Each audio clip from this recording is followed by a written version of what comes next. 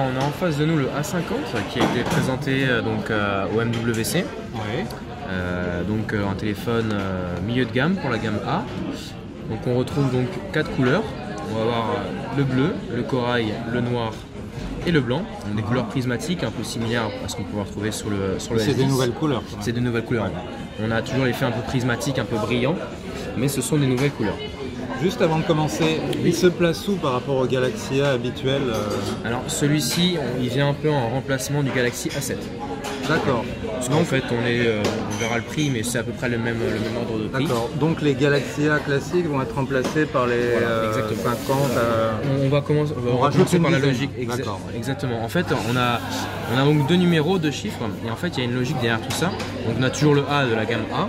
On va enlever la gamme J et on va vraiment tout capitaliser sur la gamme A. Donc on a deux numéros, on a le 5 et en fait on va avoir donc plusieurs téléphones qui vont aller, voilà, je prends de 0 à 9 et en fait le 0 on est vraiment sur l'entrée de gamme de la gamme A, le 9 on sera sur le haut de gamme de la gamme A. Donc là 5 on est au milieu on peut dire, et 0 en fait c'est l'année. Là on est 2019, c'est la première génération, donc on est année 0.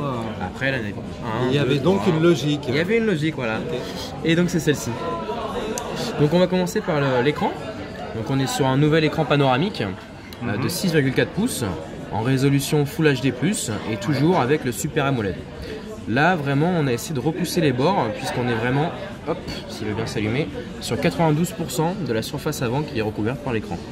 Et on a donc l'intégration de la caméra frontale dans l'écran. Enfin, il a une petite encoche en forme de goutte d'eau, exactement.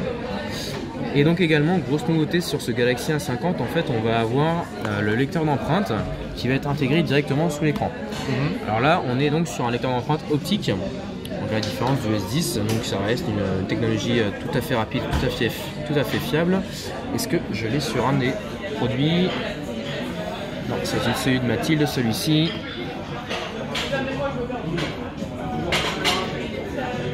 Alors ça va être les deux... Ah non c'est bien, ok d'accord. Alors... Donc voilà, technologie optique, on déverrouille tout simplement le téléphone. Celui-là, il faut l'allumer, contrairement Alors au on SD. peut aussi l'avoir éteint comme ça. Hop, il se déverrouille. D'accord, il n'y a pas besoin d'être allumé. Voilà, exactement. Donc voilà, donc ça c'était sur la partie un peu écran et design. Donc si vous avez d'autres questions... La coque est en... Alors les matériaux, ça va être du plastique et du verre, en fonction des différences. Dans les téléphones, on est sur du plastique. Sur le 50, c'est du plastique. Voilà, exactement. Donc voilà, donc ça c'était pour tout ce qui était design et écran. On retrouve donc à l'arrière les triples capteurs photo. Donc on va avoir en premier lieu un mode portrait. On va avoir ensuite un capteur principal donc, qui sera à 25 mégapixels et qui peut s'ouvrir à f1.7, donc pour des photos en basse lumière de très bonne qualité. Et finalement on va avoir l'ultra grand angle juste ici qui va avoir un champ de vision de 123 degrés, ce qui est à peu près équivalent à l'angle de vue de la vision humaine. Donc voilà, 3 appareils photo pour prendre des photos dans tout type de conditions. Le principal, il est de combien de millions de pixels? 25. 25, avec une ouverture à f1.7. Voilà, donc si on passe dans la pratique au niveau de l'appareil photo, dans l'application. Donc là on a l'application, on peut voir que comme sur le S10, il est assez facile de switcher de caméra en caméra. Là on est sur le capteur principal et on switch sur le capteur ultra grand angle assez facilement. On a également... C'est la même interface que sur... C'est la même interface, voilà. Avec One UI, tout a été harmonisé dans ce sens. On a on a aussi l'optimiseur de scène. L'intelligence artificielle vient appuyer la photo. On peut donc activer et désactiver l'optimiseur de scène. Donc là, il a reconnu que c'était une maison, donc il va optimiser les réglages de l'appareil photo en fonction. Je peux, si je veux, le désactiver sans problème. On va également retrouver de l'aide au niveau de l'intelligence artificielle pour la correction des défauts. Par exemple, si je prends une photo d'une personne et que cette personne a les yeux, elle a cligné des yeux pendant l'appareil photo, pendant la prise de photo, là le téléphone va me le signaler et je vais devoir reprendre une nouvelle photo. Voilà, donc on est aussi aidé. Comme sur le S10, l'aide au cadrage. L'aide au cadrage, voilà. Alors là, non, on l'a pas dans cette version de soft, donc non, ce ne sera pas sur ce téléphone. Voilà.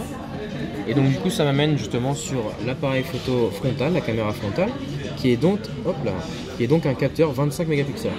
Quelque chose de quand même très sérieux pour un capteur frontal. Et on retrouve donc bien évidemment le mode portrait à l'arrière, mais également à l'avant. Et il est possible de modifier le flou d'arrière-plan, le flou de bouger en post, mais également lors de la prise de photo, donc ça c'est plutôt pratique. Et donc finalement on peut voir un petit peu au niveau de la performance, des spécifications internes du téléphone. Donc sur la batterie, en fait, on va être sur une batterie de 4000 mAh, donc une autonomie assez longue durée. Hein. On va avoir la charge rapide filaire. D'accord, avec une prise USB-C. Avec une prise USB-C, exactement. On a toujours la prise jack qui est disponible ici. Au niveau donc du coup des performances, on va être sur 128 Go de stockage, qui vont être extensibles via une carte micro SD jusqu'à 512 Go. On peut également mettre 2 cartes SIM physiques. En plus de la carte micro SD. Exactement. Et en fait, on va être sur un CPU donc Exynos 9210 qui est un 8 cœurs et qui va être épaulé par 4 Go de RAM. Voilà, on a des performances assez bonnes sur ce côté CPU. Donc voilà, si on avait vraiment 3 points à retenir sur ce téléphone, ce serait dans un premier temps l'écran panoramique avec le lecteur d'empreintes sur l'écran. On va avoir le triple capteur photo. Et on va également du coup avoir la batterie de 4000 mAh qui permet d'avoir une utilisation assez lourde durant la journée. Donc voilà, et également on a un petit côté service, on aura 2 mois de YouTube Premium offert lors d'un achat d'un Galaxy S50. Il y a Non, il n'y a pas le bouton Bixby dessus. Non, il n'y a pas le bouton Bixby sur ce téléphone. Pas le bouton Bixby.